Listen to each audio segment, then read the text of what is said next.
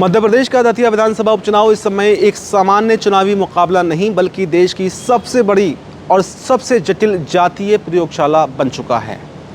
30 जुलाई को होने वाली वोटिंग से पहले भारतीय जनता पार्टी और कांग्रेस दोनों ने दतिया को फतह करने के लिए अपनी पूरी ताकत झोंक दी है। इस सीट पर जीत हासिल करने के लिए दोनों ही दलों ने एक ऐसी आक्रामक और खौफनाक सियासी मोर्चाबंदी शुरू की है जिसने पूरे ग्वालियर चंबल संभाग की राजनीति में उबाल ला कर रख दिया है। दतिया के हर एक वर्ग, हर एक जाति के वोटर्स को अपने पाले में लाने के लिए दोनों ही पार्टियों ने अपने अपने कद्दावर चेहरों को मैदान में उतार दिया है। दतिया की चुनावी नैया को पार करने के लिए सबसे पहले यहाँ के जातीय आंकड़ों को समझना बेहद ज़रूरी है कि आखिर जातीय आंकड़े क्या कहते हैं।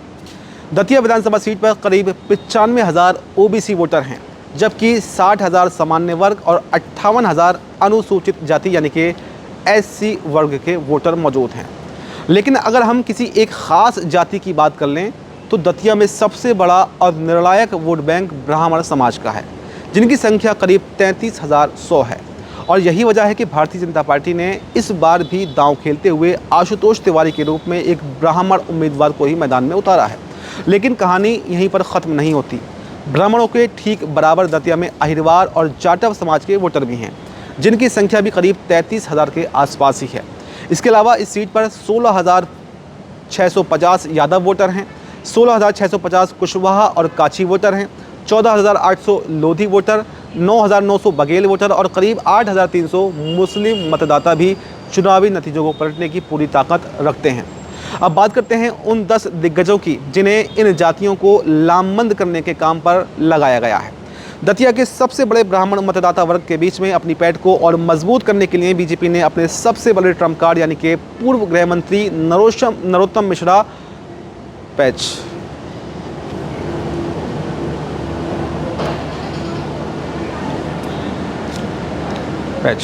दतिया के सबसे बड़े ब्राह्मण मतदाता वर्ग के बीच अपनी पैठ को और मजबूत करने के लिए बीजेपी ने अपने सबसे बड़े ट्रम्प कार्ड यानी कि पूर्व गृह मंत्री नरोत्तम मिश्रा और प्रदेश महामंत्री शैलेंद्र बरुआ को मोर्चे पर तैनात कर दिया है।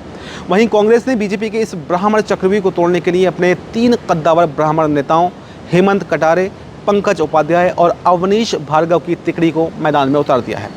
दूसरी तरफ दतिया के 16,650 कुशवाहा और काछी समाज के वोटरों को अपने पाले में करने के लिए कांग्रेस ने सतना के धाकड़ विधायक सिद्धार्थ कुशवाहा और पूर्व मंत्री लक्ष्मण सिंह को काम पर लगा दिया है।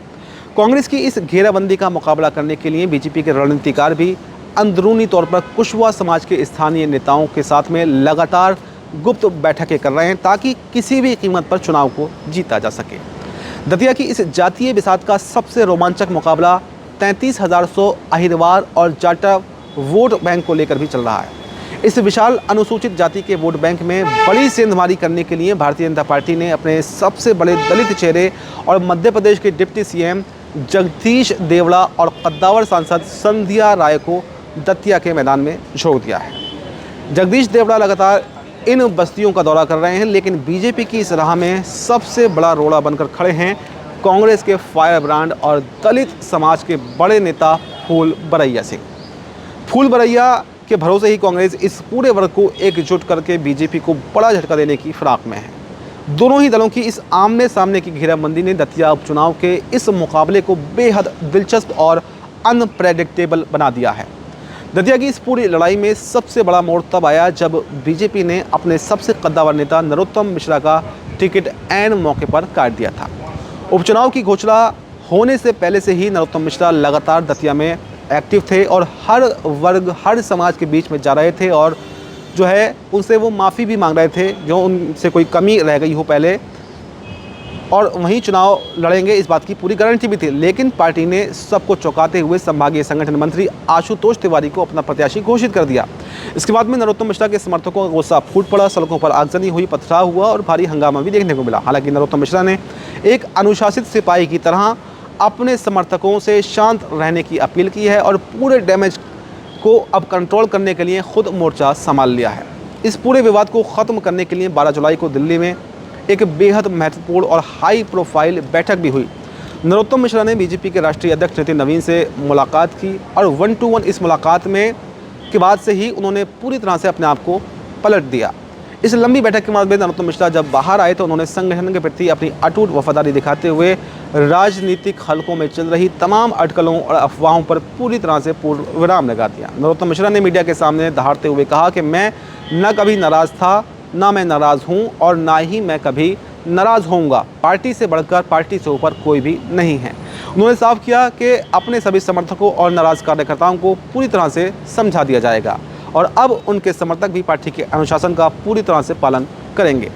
बीजेपी उम्मीदवार आशुतोष तिवारी को भारी मतों से चुनाव जिताने के लिए दिन रात वो एक कर देंगे और नामांकन के बाद में देखा भी गया कि मंच से उन्होंने अपील की दतिया को हराल में जीतने के लिए बीजेपी के अपने स्टार प्रचारकों को जो भारी भरकम सूची जारी की है उसमें खुद मुख्यमंत्री डॉक्टर मोहन यादव चुनाव प्रचार की अगुवाई कर रहे हैं और उनके साथ में केंद्रीय मंत्री ज्योतिरादित्य सिंधिया, वीरेंद्र कुमार खटीक और दोनों डिप्टी सीएम जगदीश देवड़ा और राजेंद्र शुक्ला भी पूरी ताकत के साथ में लगे हुए हैं।